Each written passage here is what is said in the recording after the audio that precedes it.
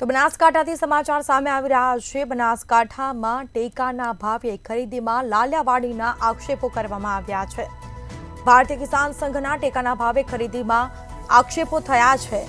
બીજી તરફ ભારતીય કિસાન સંઘે સોમવાર સુધીનું અલ્ટિમેટમ આપ્યું। ટેકાના ભાવે મગફળી ખરીદી ઝડપી બનાવવાની માંગ કરવામાં આવી છે।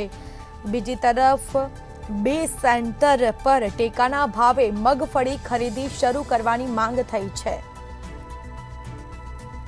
તો માર્કેટ યાર્ડમાં 2 સેન્ટર ફાળવ્યા છતાં એક જ સેન્ટર ચાલુ રાખવામાં આવ્યું છે।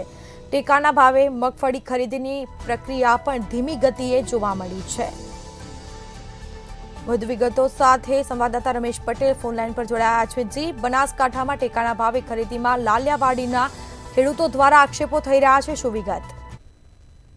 વાત કરવામાં આવે તો પાલનપુરમાં ટેકાના ભાવે મગફળીની શરૂઆત કરવામાં આવી છે ખરીદીની, પરંતુ પાલનપુર જે છે ત્યાં 2 સેન્ટર ફાળવવામાં આવ્યા હતા, પરંતુ હાલમાં એક જ સેન્ટર પરથી ખરીદી કરવામાં આવી રહી છે, જેને લઈને ખેડૂતોને ભારે મુશ્કેલી વેઠવી પડી રહી છે। જોકે બીજી બાજુ 25 જેટલા ખેડૂતોને મેસેજ તો કરવામાં આવે છે, પરંતુ ખેડૂતો સુધી આ મેસેજ ના પહોંચતા 4 થી 5 જેટલા ખેડૂતો મગફળી લઈને આવતા હોય છે, એટલે કે આ જે પ્રક્રિયા છે તે એકદમ ધીમી ગતિએ ચાલી રહી છે। એટલે ખેડૂતો દ્વારા આ સમગ્ર મામલે લાલિયાવાડી ચાલી રહી હોય તેવા આક્ષેપો કરવામાં આવ્યા છે। તો બીજી બાજુ કિસાન સંઘ પણ હવે ખુલીને મેદાનમાં આવે છે અને કિસાન સંઘ દ્વારા અત્યારે જો પ્રક્રિયાને ઝડપી બનાવવામાં નહીં આવે તો આંદોલનની ચીમકી પણ ઉચ્ચારવામાં આવી છે। સોમવાર સુધીનું કિસાન સંઘ દ્વારા અલ્ટિમેટમ આપવામાં આવ્યું છે કે ટેકાના ભાવે જે મગફળીની ખરીદી થઈ રહી છે તે ખરીદીની પ્રક્રિયા જે છે તે ઝડપી બનાવવામાં આવે અને 2 સેન્ટર પરથી ખરીદી શરૂ કરવામાં આવે તેવી માંગ સાથે અત્યારે તેમણે અલ્ટિમેટમ આપ્યું છે અને સોમવાર સુધીમાં જો 2 સેન્ટર ચાલુ નહીં થાય અને પ્રક્રિયા ઝડપી નહીં થાય તો